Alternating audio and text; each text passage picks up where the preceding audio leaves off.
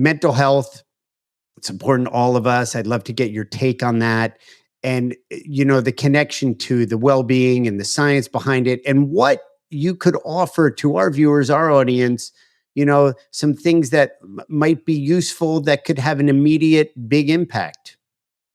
Well, mental health is a massive part of society. It was never talked about before. Probably pre-COVID, it was very little. If there was mental health, it was much more from our world in the realms of sports psychology and sports performance. So, AKA, how do we visualize, manifest, prepare psychologically so that you can earn more medals?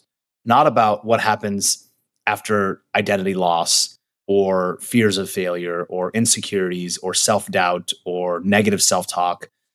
That stuff was only related to performance, not in terms of the holistic entire human experience that is today. And so all of us bring stuff to the table, whether it's past traumatic experiences in life, things that have just been deeply ingrained in our psyche from childhood typically. And these things show up in our life in many different ways. How we express rage and anger and emotion and happiness and joy. And a lot of our time we spend in our own head, this internal dialogue.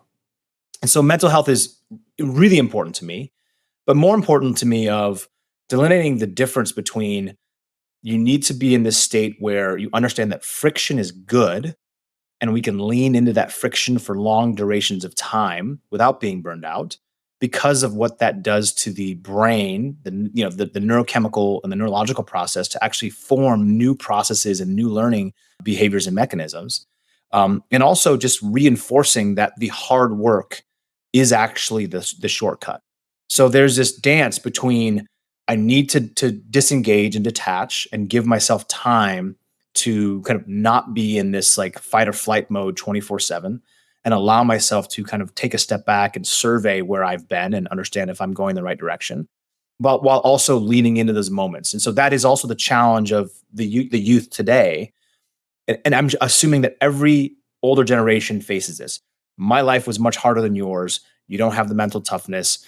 You're very entitled, et cetera, et cetera, et cetera. Right. Ad nauseum. Yeah, ad nauseum. And everyone in this, sub 20, sub 25 age group has access to these dopamine digiceuticals on their phone. They're just being fed all day, every day, whether kids are sucking on these vapes every 2 minutes, or they're popping in, more caffeine, or they're popping in more nicotine pouches. These are all hits of like neurochemical responses instantly. You order something on Amazon, you get a like on your social pages. All this stuff is happening. And so the human experience is changing over time. And while I'm not saying lean away from most of those things, although I'm not a fan of smoking, I do think that the most important thing we can do is recognize that these other digital tools are tools, and we should not be mined by these tools for our time and energy, because you're just giving away your most natural, precious resource that you have that is finite. You're just giving away the building blocks of your life. The last 20 years of your life are not as high quality as the first 40 to 60. That's the reality. And so if we have this, life map, mental health is really important. Who you surround yourself with, the environment that you are actually in, spending time in nature if you can, even if it's a walk outside and getting, some sunshine through the cloud break, whatever it is, that's a really important part of the human experience. And so my belief is that the gut is tied to how you feel. In Asian culture, the gut is a primary means of being healthy. And so if your gut is not healthy, you cannot think properly. So if you're constipated, or you're not digesting properly, or you're always bloated, these are things that this stuff sucks, right? You don't feel good. And it's even if you can power through these things, you're just not going to perform well. And that's why I always sluggish. Yeah, you're sluggish, you feel foggy, you're lethargic, you need more coffee, you just feel tired. So again, like, the human body experience is driven by energy. And if there's a blockage of that energy in the gut or anywhere else in the system, it's not going to have this through line that is really clean, so that energy can be performing at all times. So as an athlete, people don't know this, but gut health in athletes is a really big issue.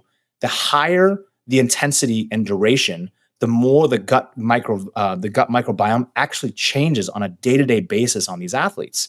And so the right types of foods to make sure that that environment is healthy is really important. Anyway, without getting too like, in the weeds No, there with that. look, I think our audience and our viewers track this because this has been a through line for us on a lot of episodes. We've had guests who have talked about microplastics or, Yeah. toxicity. And, it's just kids in utero. They're born and their urine sample already has phthalates and, bisphenol A in it. And they're 3 minutes old, Yeah. So it's something that our audience is interested in. So you can nerd out on it all the way. But I think coming from you, although you're not a scientist yet, officially, I'm definitely not a scientist. you're definitely not a scientist, but you play one on this podcast, so that counts for something.